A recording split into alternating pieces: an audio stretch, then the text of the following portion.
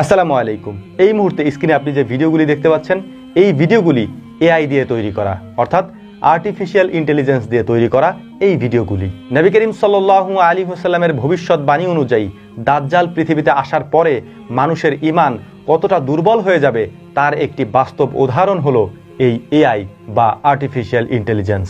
এই যে ভিডিওগুলি আপনি দেখতে পাচ্ছেন বা ছবিগুলি আপনি দেখতে পাচ্ছেন, এই ভিডিও এবং ছবিগুলি সম্পূর্ণটাই এআই দিয়ে জেনারেট করা, অর্থাৎ এআই দিয়ে তৈরি করা।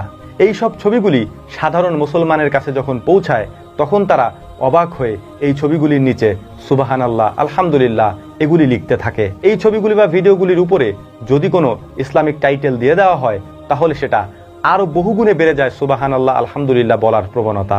আপনাদেরকে কয়েকটি গুরুত্বপূর্ণ এবং ইন্টারেস্টিং তথ্য দিয়ে রাখছি, আর সেইটা হলো সাম্প্রতিক এআই দাবি করছে তারা মৃত মানুষের সাথে জীবিত মানুষকে কথা বলিয়ে দিবে। অর্থাৎ যদি কোনো পরিবারের মানুষ মারা